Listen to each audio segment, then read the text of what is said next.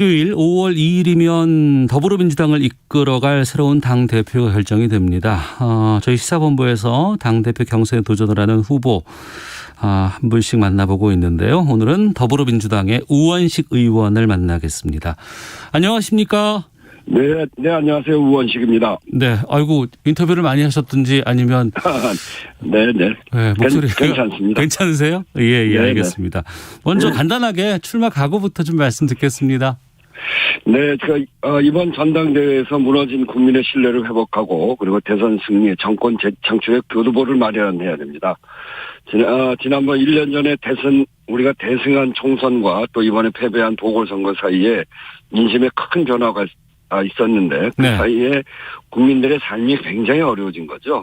중산층 서민의 삶이 너무나 파괴됐고 또 한편으로는 지역 소멸이 이제는 국민의 삶을 파괴하고 있을 정도까지 진행되고 있어서 이 국민의 삶을 변화시키는 그런 개혁이 필요합니다. 그래서 저는 민생으로 전면 쇄신하고 또 거기에 맞는 당의 얼굴도 바꿔야 된다. 그래야 민주당이 변화하고 있다. 이렇게 국민들이 인식할 수 있다고 생각하고요. 그런 점에서 전면 쇄신을 주장하는 그런 후보로 제가 출마를 했습니다. 네.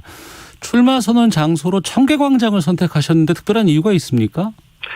네, 그 광장은 나라다운 나라를 만들자. 그래서 국민의 뜻이 모인 곳 아니겠습니까? 네. 그래서 이 국정농단이라는 뇌관을 가지고 폭발을 했는데 화약은 부글부글 끓는 민심이었죠. 이 부글부글 끓는 민심의 요체는 일한 만큼의 대가도 제대로 못 받고 억울한 꼴 당하고 이런 불공정, 불평등, 양극화에 맞서자는 국민의 의지였거든요. 네.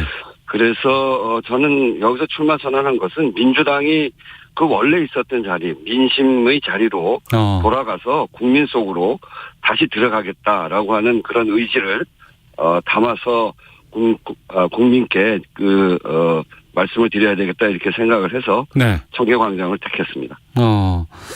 그 부분인데요. 그러니까 총선 때는 압승을 거뒀는데 이번 보궐선거에서는 정말 완패를 했거든요.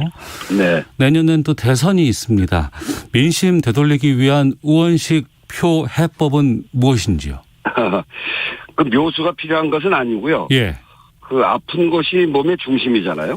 그렇듯이 정치의 중심, 그 당의 중심도 국민의 아픈 곳이 중심입니다. 그래서 그 기본에 충실하는 것. 네. 지금 국민들이 아픈 것은 앞에서도 말씀드린 불공정, 불평등으로 인한 양극화에다가 코로나를 거치면서 국민의 민생이 정말 어려워졌습니다. 네. 그래서 이 민생의 문제를 정면 돌파하자. 그래서 그런 방향을 정하고 또 정말 국민의 현장으로 가서 국민들의 목소리를 듣는 그런 자세로 또 우리 안에 우리 내부에 대해서 너무 관대해서 국민들의 눈을 찌푸리게 한 점들에 대해서는 정말 국민의 눈높이보다 더 낮게 우리를 엄격하게 하는 그런 자세로 그 일을 해야 되겠다 이렇게 생각을 하고 있는 것입니다. 네, 하나씩 좀 여쭤보겠습니다. 앞서서 민생의 문제를 정면 돌파하겠다고 하셨는데 지금 보궐선거 이후에 그동안 민주당이라든가 아니면 정부에서 추진해왔던 부동산 정책을 바꿔야 한다라는 목소리가 꽤 나오고 있어요. 그런데 여기에 대해서 아니다. 그동안에 이것은 지금 상당히 과도기적인 문제이기 때문에 그런 것이지 계속 또 지켜나가야 된다는 주장도 있는데 어느 쪽이십니까? 저는 부동산 정책에 있어서 우리가 실패를 했는데 실패의 가장 중요한 중요한 것은 부동산 값이 급등한 겁니다. 네. 그래서 급등을 막고 시장 안정을 잘 이루어 나가고 희망 사다리를 다시 놔야 되거든요. 네. 그렇게 하려면 주택시장 안정, 실수요자 보호라고 하는 이사 대책으로 만들어진 우리 기조 이거를 잘 유지해가는 게 굉장히 중요합니다. 최근에 종부세나 LTV DTI를 90%까지 하자 이렇게 그 당대표 후보가 나온 분들까지 이야기를 하고 있는데 종부세 같은 경우에도 결국 그 대상자가 전체 국민으로 보면 3% 좀 넘는 수준이거든요. 이걸 손대는 거는 지금 이제 세금이 부담되더라도 좀 갖고 있으면 다시 내려갈 수 있다. 하지 마라. 이런 사인을 줄 수가 있고 LTV DTI 90%까지 좀 손을 줘도 돼야 된다고 생각하는데 네. 이렇게까지 하는 거는 빚내서 집 사라 이런 사인 아니겠습니까? 네. 다시 부동산 시장에 불을 지르는 것 같이 될 텐데 이렇게 하는 거는 저는 그렇게 가서는 안 된다고 생각하고요. 네. 부동산 가격 상승의 도화선이 되었다는 이런 실패한 정책 이것으로 돌아갈 수는 없다. 그래서 이 부동산 공학으로 가지 않고 그러면서도 이 대책을 세우는 과정에 발생됐던 부작용들 이런 것들을 줄이기 위해서 당내에 부동산 종합대책기구를 만들어서 꼼꼼하게 민심을 검토하면서 그 정책을 세워나가겠다 이렇게 생각하고 있습니다. 네. 그러면 구체적으로 집값을 잡을 수 있는 뭐 대책 같은 것들 좀 구상해 놓은 게 좀 있으십니까? 그러니까 그것은 그 투기 근절에 대한 확실한 대책이 필요하고요. 예. 그리고 확실한 공급 대책, 지난 이사 대책에서 나온 것이고요. 예. 그리고 대출과 세금에 있어서 이런 조정들을 통해서 그런 것들이 가능하다고 생각합니다. 알겠습니다. 또 그리고 코로나 상황도 좀 짚어보겠습니다. 당내 민생기구인 을지로위원회 위원장이시기 때문에 이제 자영업자 고충도 좀 많이 알고 계실 것 같은데 지금 오세훈 시장 같은 경우에는 뭐 자영업자 위한 대책으로 뭐 자가 진단 키트 도입 같은 것들도 얘기도 했고 지금 박형준 부산시장은 뭐 5인 모임 금지 완화 이런 걸 언급하기도 했었는데 지금 그 자영업자들의 이런 어려운 상황들을 어떻게 또 준비를 해야 될까요? 저는 이제 자영업자들의 이런 문제들, 오세훈, 박형준 시장들이 이제 내놓고 있는 안들이 있는데, 네.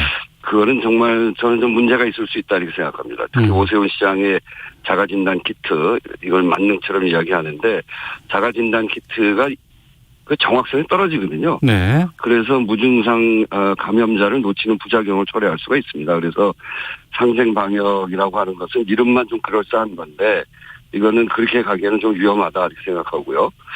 5인 이상 집합 금지 영업 제한 그 문제도 제기를 하고 있는데 그거는 이제 정말 저도 이제 자영업자들한테 많이 이야기를 듣고 있기 때문에 잘 아는 문제죠. 이 문제를 해결하려면 이렇게 아직도 위험한 상태에서 이렇게 풀자는 것이 아니고 네. 전 국민 재난지원금을 강화하고 손실 보상을 하는데 소급 적용 이렇게 해서 그 피해를 보상해주는 그런 방식으로 가야 된다고 생각합니다. 네. 이 방역에 대한 국민 피로도가 있는 것이 사실인데 이 지점을 파고들어서 민심을 좀 얻어보겠다고 선을 지키지 않으면 저는 그건 참으로 곤란하다고 생각하고요. 네. 국민의 생명을 담보로 하는 일이기 때문에 무책임한 이런 정책 주장은 곤란하다 이렇게 생각합니다. 네. 선거 전만 해도 뭐 재난지원금 문제라든가 아니면은 그 자영업자들을 위한 뭐 손실보상 이런 것들 이 얘기가 나왔었는데 네네. 지금은 여기에 대해서는 얘기가 별로 안 나오는 것 같아서요. 어떻습니까? 네, 당 안에서 그렇게 하자고 하는 의원들이 꽤 있죠. 그런데 이제 재정 당국이 부담이 된다. 네. 우리 재정이 부실해질 수 있다. 이런 이유로 이제 막고 있는데 기본적으로 손실 보상을 하는 거는 이 감염병 같은 재난 시기에 국가가 영업 제한을 하고 집합 금지할 수 있거든요. 네. 근데 그런 명령을 하면 거기에서 발생되는 손실에 대해서는 국가가 보상해 주는 게 헌법에 정해져 있습니다. 근데 그거를 지금까지 제대로 안 한 거죠. 예. 우리 재정이 OECD 국가 중에서 소위 국가 부채 이게 가장 건전한 나라 중에 하나거든요. 네. 그런데 이런 건전한 재정을 유지하는 이유는 국민들이 이런 재난 어려움에 처했을 때 국민을 보호하려고 하는 것이지 그 건전한 재정을 자랑하려고 하는 게 아닙니다. 네. 그런 점에 대해서는 손실 보상을 해야 되는데 소급 적용을 또 안 하겠다 그러잖아요. 예. 저는 이게 과거의 피해라고 과거의 손실이라고 보지 않습니다. 작년 2월부터 코로나 발생되고 난 다음에 쭉 손실이 누적되어 있는 거고 지금 그건 현재의 손실이거든요. 그래서 누적된 손실에 대해서 보상하는 건 당연한데 그 이제 액수가 워낙 많기 때문에 전체는 하지 못하더라도 국가가 지금 이제 손실이 얼마나 나는지 다 파악을 한단 말이죠. 네. 그 파악하는 것 속에서 이렇게 손실이 났지만 국가 재정으로 그래도 뭐 이런 정도는 우리가 하겠다. 그렇게 해서 그 소급 적용까지 하는 그렇게 해야 국민들이 국가가 날 보호하고 있구나. 네. 이런 국가에 대한 신뢰가 생기지 않겠습니까? 그런 점에서 저는 적극적으로 손실보상 소급 적용 또 그리고 전국민 재난지원금 이런 것들을 추진해 가야 된다고 생각합니다. 네. 우리가 코로나19 관련해서는 K방역이라 그래서 지난해까지만 해도 참 잘하고 있다라고 얘기를 했었는데 네네. 또 이제 백신 수급 상황에 대해서 야당이라든가 언론 쪽에서 지적이 많이 있었습니다. 네. 어제 발표가 있었고 또 오늘 오전에 홍남기 총리 대행도 이제 계획 없이 차질 없이 백신 도입하겠다고 했는데 지금 백신 수급은 이제 그러면은 안심할 수 있는 상황입니까? 네, 그 전 세계 어디에 내놔도 K 방역은 굉장히 잘하는 거죠. 이렇게 이제 백신 수급을 정확하게 해서 11월 말까지 집단 면역을 만들겠다는 목표로 하고 있는데, 네. 그런 목표까지 잘 채우게 된다고 한다면, 대한민국의 K 방역은 정말 훌륭하다 이렇게 보고요. 예. 이번에 2천만 명 분을 지금 추가 계약을 한 걸로 해서 9,900만 명분을 지금 계약을 한 거거든요. 네. 전체 인구를 보면 1.9배에 해당하는 것이고요. 그 국제적으로 이렇게 백신 수급의 불확실성이 높은 상황에서 추가 계약까지 한 것은 이런 안정적인 백신 공급 기반이 마련됐다 이렇게 보고요. 참 네. 다행스러운 일이다라고 생각합니다. 어쨌든 11월 말 집단 면역을 형성시키겠다는 게 우리 국가적 목표고 국민들에게 약속한 것이기 때문에 네. 저희 당도 이것을 꼼꼼하게 챙겨가면서 혹시라도 다른 일이 생기지 않도록 잘 만들어 가야 된다고 생각합니다. 네. 보궐선거에서 2030 젊은이들이 등을 돌렸다라는 얘기를 참 많이 패배 네. 분석으로 나오고 있습니다. 네. 게다가 지금 여기에 또 가상화폐 관련해서 또 지금 여러 가지 이슈들이 네. 나오고 있는데 네. 이 부분도 또 신경을 좀 안 쓸 수는 없는 부분인 것 같은데 어떻게 하시겠습니까? 네. 그 가상화폐 관련해서는 여러 가지 의견이 저희 안에도 있습니다. 예. 이제 다만 저 가상화폐, 암호화폐가 그 시장 자체가 위험하니까 막아야 된다. 이런 접근은 전 옳지 않다고 생각합니다. 시장의 안정성, 투명성을 높여서 투자자를 보호하고 신산업 관점에서 접근할 필요가 있고요. 그래서 진흥과 규제 사이에 적절한 지점을 정부와 여당이 신중하게 조율해서 풀어나가는 게 현명하다 이렇게 생각을 합니다. 네. 문 대통령 임기가 이제 1년도 안 남았잖아요. 네네네. 1년도 안 남은 건 아닙니다만 어찌되건 간에 1년 채 안 남았죠. 예. 그 임기 말에 당청 관계도 상당히 좀 중요한 시점인 것 같은데 어떻게 풀어나갈 계획이신지? 그 당청 관계는 지금까지 잘 되어 왔습니다. 네. 제가 원내대표가 된 시절에도 그 다양한 방식 그리고 채널이 있어서 토론도 하고 의견 조율도 하고 당에서 주장하는 것이 맞으면 또 수용도 하고 그래서 그 충분한 소통 존중이 이루어졌다고 생각하는데 네. 앞으로는 이제 그런 걸 토대로 해서 앞으로는 근데 당이 좀 더 주도권을 가져야 되는 시기다. 요거 이제 부동산 정책도 그렇거든요. 정부에서 방침을 내놓는데 이게 속으로 들어가 보면 구석구석에서 이제 부작용이 생기지 않습니까? 네. 그런 부작용에 대해서 늘 언제든지 민심에 닿아 있고 또 지역에 들어가면 언제든지 그런 이야기를 듣는 데가 당이거든요.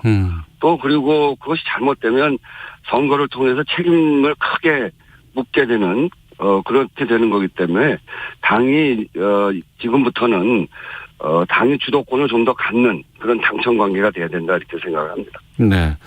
이번 당대표가 내년 대선을 치러야 되잖아요. 네, 그렇습니다. 그리고 이제 민주당은 시스템 공천이라 그래서 9월에 그 경선을 이제 결정하게 되는데 네. 일부에서는 이게 너무 빠르다. 지금 상황에 봤을 때는 야당과 좀 여러 가지 누가 되는지도 좀 알아봐야 될 것 같고 변수가 많아서 이걸 미루자는 주장이 있거든요. 어떻게 하시겠습니까? 네, 그런 주장이 그러니까 일면 타당한 면이 있습니다. 네. 그런데 이제 한편에서는 이게 게임 룰 아니겠습니까? 게임 룰을 바꾸는 건데 합당한 이유 또 후보자 간의 합의 이런 것들이 전제되지 않으면 네. 엄청난 갈등이 유발될 수도 있죠. 무엇보다 중요한 거는 원팀을 만드는 것이 중요한 것이기 때문에 네네. 후보자 간 갈등이 유발되는 방식으로 해서는 저는 안 된다고 생각합니다. 예. 원칙은 룰을 만들어진 대로 지키는 것이 원칙이고 꼭 필요한 경우 룰을 변경해야 될 필요가 있을 때는 후보자 간 합의를 통해서 합의를 전제로 해서 검토가 가능하다 이렇게 저는 생각합니다. 예, 원팀이 중요하다고 하셨는데 지금 민주당은 이재명 지사가 상당히 좀 앞서가는 분위기거든요. 네네. 다른 또 제3의 후보가 또 나올 수 있을까요? 어떻습니까? 그 과거의 그 대선 경선 과정을 보면 예. 1년 전에 한 1%였던 분이 대통령 당선된 적도 있어요. 우리 그 노무현 대통령 같은 경우에 그랬었잖아요. 예, 예. 그래서 그거는 민심의 변화에 따라서 얼마든지 다른 후보가 나올 수 있다고 생각하고요. 예. 그렇지 않으면 지금으로선 그 이재명 지사가 또 유리한 상황이기도 물론 합니다만. 네. 이래서 제3 후보 뭐 이렇게 해서 굳이 내세울 게 아니라 우리 안에 이미 후보가 여럿이 있습니다. 그 후보로 나서겠던 분이 16명이라고 하기도 하고 또 네. 뭐 12명이라고 하기도 하고 그러는데 그분들이 이 논의해가는 과정에서 예. 성장하고 국민의 지지를 받는 분들이 또 생길 수도 있고요. 그래서 그거는 굉장히 그 가변적인 상황이기 때문에 네. 그 경선 룰대로 공정하게 치러가는 과정에 또 변화가 있을 수도 있다는 점. 뭐 그렇기 때문에 얼마든지 앞으로 재미있는 또 우리 국민의 관심을 끌만한 그런 경선이 만들어질 거라고 저는 생각합니다. 이번 보궐선거처럼 범야권에서 단일 후보가 나올 수도 있지 않을까라는 기대들도 많이 야쪽에서는 하고 있는 것 같아요. 네. 어떻게 보세요, 그쪽은? 그건 잘 모르겠습니다. 그건 야쪽에다 물어봐야죠. 뭐. 그래도 상대이고 아무래도 좀 이렇게 맞상대일 수도 있기 때문에 좀 여러 가지 추정도 좀 있으실 것 같고요. 네네. 하여튼 우리가 지금 잘 정비하는 일이 중요해서. 네네. 우리를 정비하고 나면 이제 그쪽도 보게 될 텐데. 거기서 가장 지금 유력한 후보가, 야권 전체로 보면은 뭐 윤석열, 그 전 검찰총장 아니겠습니까? 네, 선두로 달리고 있죠, 지금. 예. 네, 뭐 그렇게 되고 있는데. 하여튼 그것도 이제 지켜봐야죠. 예. 그 윤 총장의 인기는 대통령하고 각을 세워서 얻은 것인데. 이 대통령이라고 하는 그 자리는 그래 각을 세운다거나 뭐 어느 특정한 직업에 종사했다거나 이렇게만 되는 것이 아니고 예. 국민의 삶을 총체적으로 책임져야 되는 자리이기도 하고 국민의 삶에 대한 총체적인 이해, 철학 이런 것들이 필요하지 않겠습니까? 네. 우리 몸의 중심이 아픈 것이다 이렇게 이야기할 수 있는 분이어야 되지 않겠어요? 하여튼 그런 철학이 있는지 없는지 그걸 잘 봐야 될 텐데 저는 글쎄요. 그 평생 검찰하신 분이 그렇게 국민의 삶을 전체적으로 볼 수 있을지 어쩔지는 잘 모르겠습니다. 네. 야권도 굉장히 그래서 가변적일 텐데 그 가변적인 상황은 야쪽에서 잘 진행해 나갈 거라고 보고요. 저는 아직은 거기까지 관심거리가 아닙니다. 알겠습니다. 그러면 마지막으로 그러니까 중도층이 등을 돌렸기 때문에 중도층을 보고 향해서 당이 가야 된다라는 주장이 있는가 하면 그렇지 않다. 개혁은 꾸준히 해야 된다. 오히려 왜 개혁을 안 하려고 하느냐라고 반대의 목소리를 높이는 분들도 계시거든요. 어떻게 정리하시겠습니까? 이 부분은? 개혁과 중도층의 지지가 전 대립된다고 생각하지는 않습니다. 네.